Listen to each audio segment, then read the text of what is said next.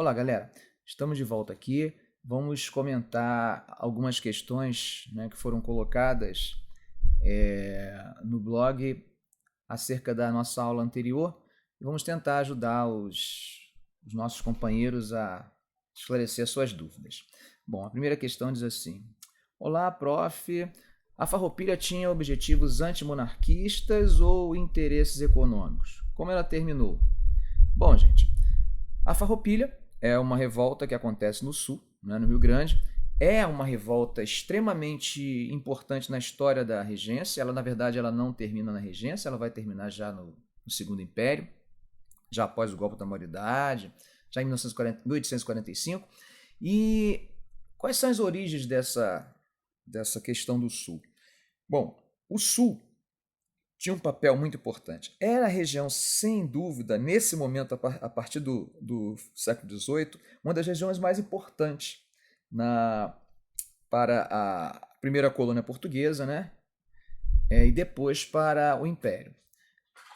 O Sul, na década de 20, ele passa também por um processo muito intenso do conflito, porque se a gente pensar naquela guerra, que é a Guerra da Cisplatina, a Guerra da Cisplatina está envolvendo em grande parte aquela região ali, né, a região do Prata.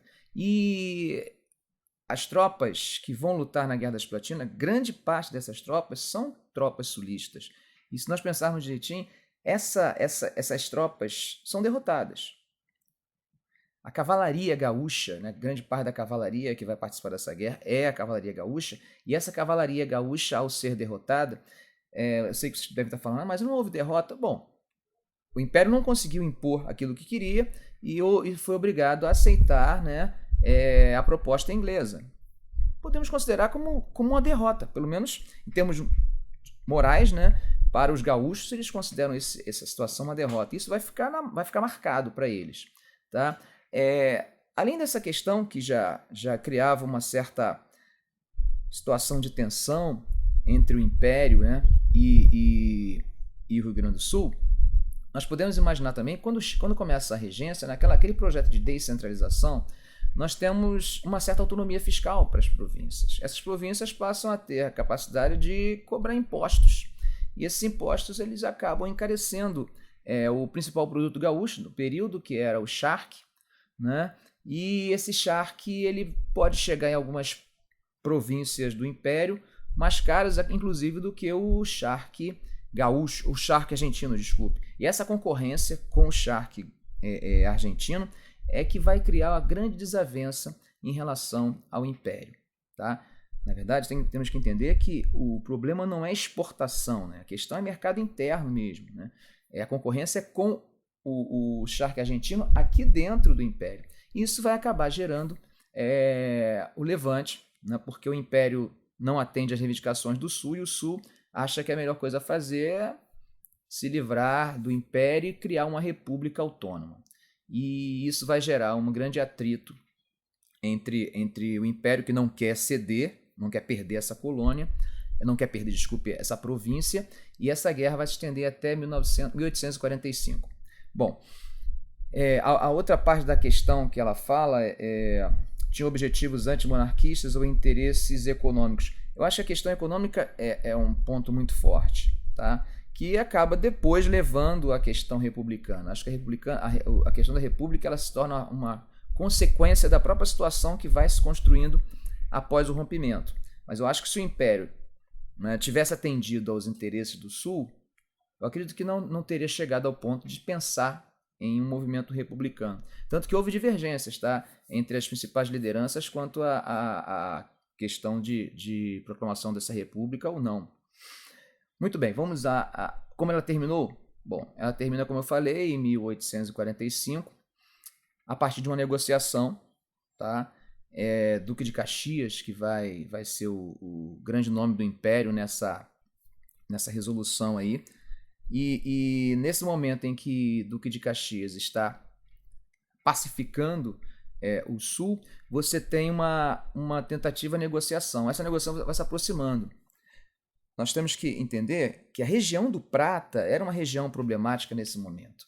O governo brasileiro ele tentava se livrar um pouco de questões naquela região, porque nós vivíamos uma tentativa na política externa de manter um isolamento, uma certa neutralidade naquela região.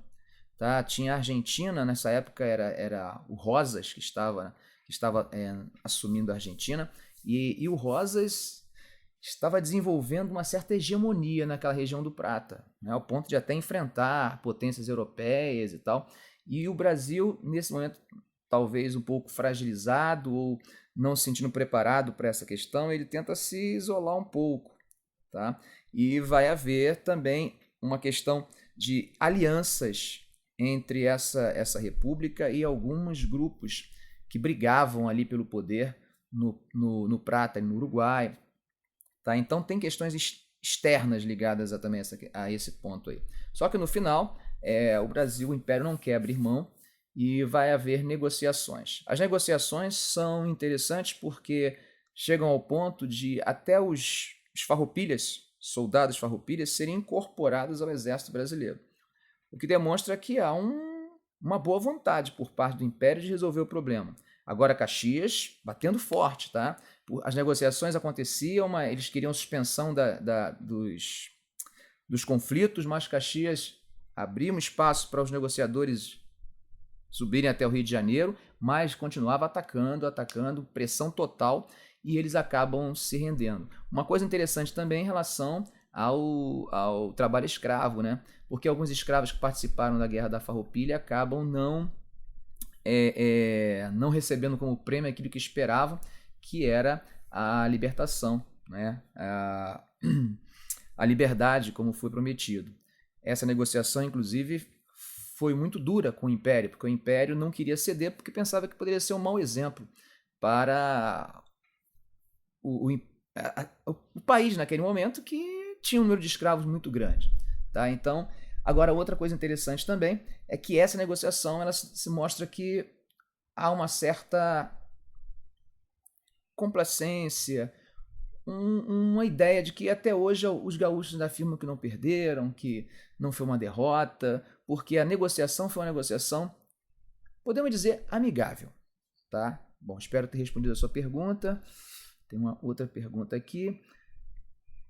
Olá, professor, meu nome é André. Olá, André. Gostaria da seguinte explicação. O senhor disse que a Guarda Nacional enfraquecia o Exército. Para a Inglaterra isso seria bom, pois enfraquecia o Exército, eles não pensaram nisso. Para a Inglaterra isso seria bom, pois enfraquecia o Exército. Eles não pensaram nisso? Olha, André, a Guarda Nacional ela teve diversos papéis, né? Na verdade, a formação da Guarda Nacional ela tem um papel que é realmente enfraquecer o Exército, tem um papel, de certa forma, que está ligado à descentralização, porque dá uma força a elites que estão nas províncias. Ela tem também um papel de controlar revoltas locais. Agora, em relação à Inglaterra, independente, né, se o exército estava forte ou enfraquecido, a Inglaterra era imbatível se a gente pensasse num confronto com o Império. O Império sabia disso, tá? O Império não sonhava nem... nós tínhamos negociações, nós negociávamos, nós barganhávamos, cedíamos, fazíamos pressão, mas sabíamos nossos limites. É aquilo que a gente chama de relação assimétrica. Uma coisa é nós nos relacionarmos com a Argentina, né, que é uma relação simétrica entre o Brasil, o Império e as províncias do Rio da Prata. Outra coisa é com a Inglaterra. Com a Inglaterra não tem condições de a gente pensar num confronto militar. Então, nós temos que resolver nossas questões de forma diplomática, política. Então, em relação ao exército brasileiro, esse enfraquecimento não mudava em nada. Tá? Não mudava, não. Agora, tem um ponto interessante. O exército era dos locais onde se concentravam ainda resíduos portugueses. Já existiam oficiais brasileiros? Claro, já existiam oficiais brasileiros. Mas o exército ainda representava esse poder, esse uso da força centralizado e com influência muito forte dos portugueses. O outro espaço era o Senado, como falamos na nossa aula anterior. Ok, gente? Bom, legal, André, eu acho que te respondi. Vamos agora, então, dar continuidade à nossa aula anterior, concluindo as nossas discussões acerca de período regencial.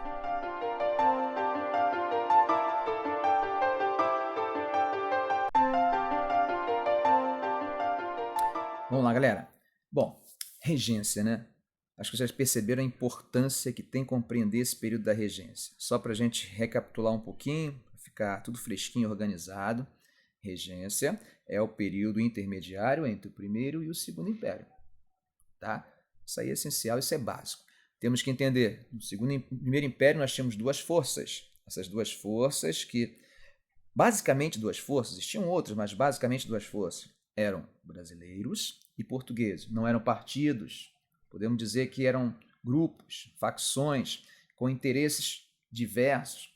Essas facções estavam, de um lado, os portugueses ao lado do imperador, pensando em um Estado forte e um imperador forte, imbatível, tá? Centralizado o poder. Do outro lado, brasileiros, pensando em limitar o poder desse imperador, descentralização. Né? No final do primeiro império, o resultado é que a vitória é dos brasileiros. A partir desse momento, né, voltamos aí e entramos na regência. Começamos a discutir na aula passada exatamente como é que essa regência vai se compor. Falamos das forças políticas que vão existir nesse momento, falamos do ideal de liberalismo, falamos que pela primeira vez os brasileiros assumem a direção do país, né? E que alguns inclusive chamam o 7 de abril como a verdadeira independência do Brasil, né? Mas nesse momento aí nós estamos iniciando um projeto de descentralização. Essa descentralização que vai correr entre 31 e 37, nós chamamos de avanço liberal. Tá? Nesse avanço liberal nós temos três regências, né? A regência trina provisória, a trina permanente e a última que é a trina de Feijó.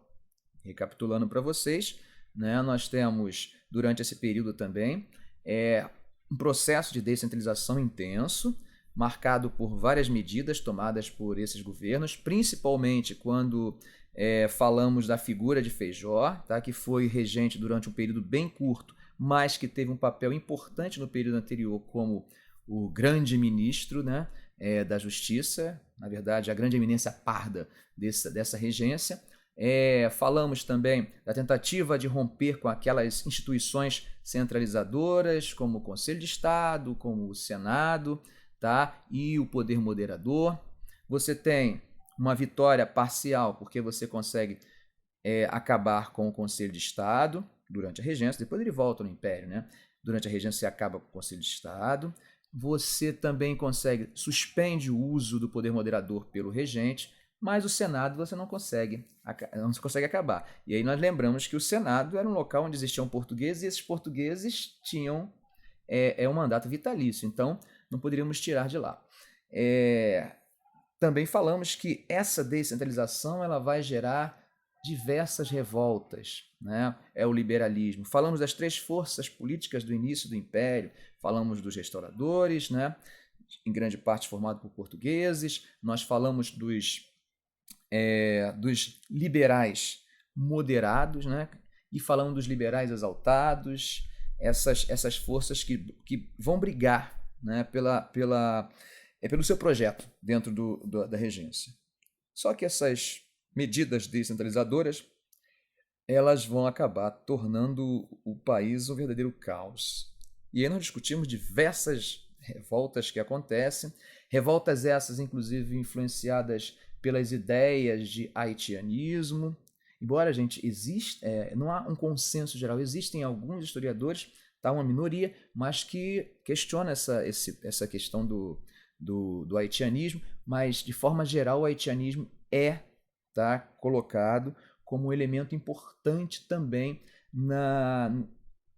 de contenção a esse próprio liberalismo. Tá? Era um liberalismo, mas era um liberalismo que tentava evitar o jacobinismo, que seria aquilo mais radical. Então, esses conservadores que estão de repente dentro do liberalismo, tá? Esses conservadores que a gente chama de moderados. Aqueles mais radicais eram chamados de exaltados. Só que acontece o seguinte, ao colocar em 1834 o ato adicional, uma reforma constitucional, na verdade, uma reforma que vai caracterizar realmente a descentralização de uma forma bem mais intensa, isso acaba não resolvendo os principais problemas brasileiros e vai intensificar o surgimento de mais revoltas, né?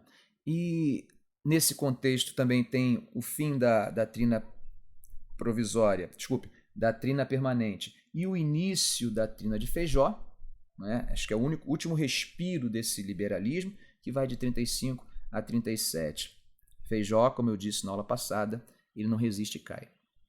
Quando ele cai, nós temos um grupo que chega ao poder, que são aqueles que vão ser chamados como regressistas. O que é regredir? Regredir seria: estamos arrependidos de ser liberal. Porque, na verdade, esse grupo regressista ele surge do grupo liberal, ele sai de dentro do grupo liberal.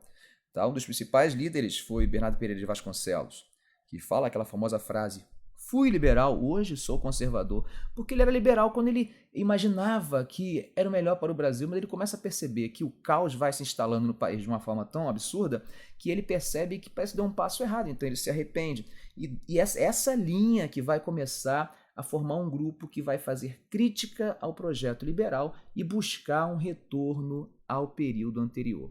Esse regresso a gente pode até colocar simbolicamente como um regresso ao período anterior ao ato adicional. Tá? E é nesse momento que nós temos, tá, o momento do regresso. Esse período do regresso ele começa em 37. E normalmente os historiadores não marcam 40 como o marco, tá? Mas vão até 44, tá? Que é quando ele vai se consubstanciar mesmo, se fundamentar como uma vitória desse projeto conservador. Tá? Então esse regresso vai começar a partir de 37 e daí nós começamos com um projeto lento de retorno. Tá? É como se o liberalismo, aquele liberalismo de descentralização, ele parece que não deu certo e aí começa a haver uma necessidade de retornar. Tá? As revoltas não são resolvidas. Tá? E no final da década nós temos um grande problema, porque o que aparenta é que os liberais não vão mais conseguir chegar ao poder. E é nesse contexto que aparece uma proposta interessante. Essa proposta vem dos liberais. Olha que coisa interessante. Nós pensávamos, liberais, descentralização. Pois os liberais fazem uma proposta. Que proposta é essa? É a proposta de uma emenda constitucional que permita ao imperador, com apenas 15 anos, chegar ao trono. Na verdade, com 14 anos incompleto. Ele faria 15 anos no dia 2 de dezembro. Ele chegar ao poder. É o que nós chamamos de golpe da maioridade.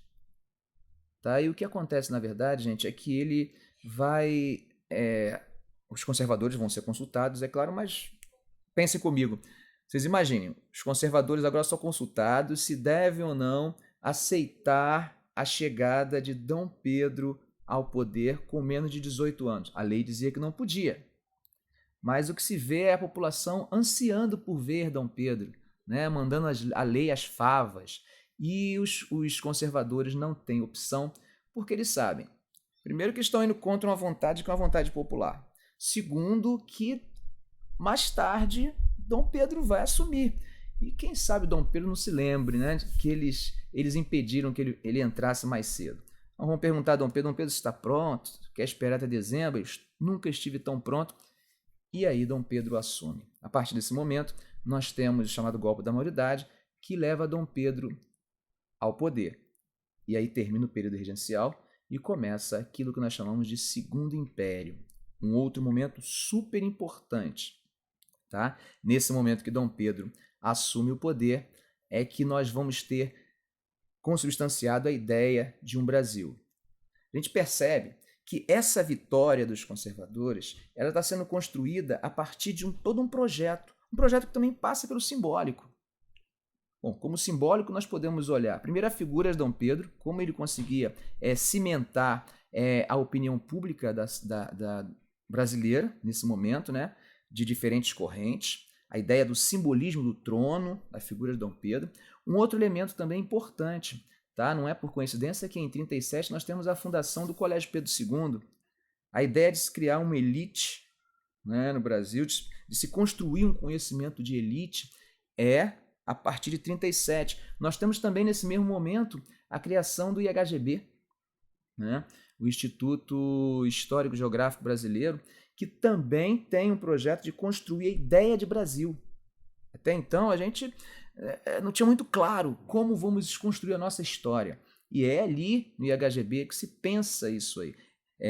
O concurso, é feito um concurso, na verdade, para ver quem é que iria vencer e se tornaria o modelo de escrita da história brasileira. Quem ganha é Von Martius, e ele passa a reproduzir, de certa forma, um pouco daquilo que o José Bonifácio falava lá atrás, né, da necessidade de se fundir negros, índios e portugueses na construção desse Brasil. Não é à toa que o indianismo brasileiro ele vai nascer em grande parte dentro desse IHGB. Então são elementos simbólicos que demonstram esse conservadorismo construindo uma estrutura de Brasil, tá? Não aquele Brasil popular que se imagina descentralizado, mas uma imagem de Brasil centralizada. A ideia do nacional, a ideia de nação. Tá? Esse é o grande legado desse momento conservador que vai fundar a história do Brasil e que vai ter uma influência super interessante, porque é esse modelo conservador que vai acabar tendo um grande espaço ao longo do Segundo Império. Mas isso já é discussão para a nossa próxima aula. Ok, gente? Até lá!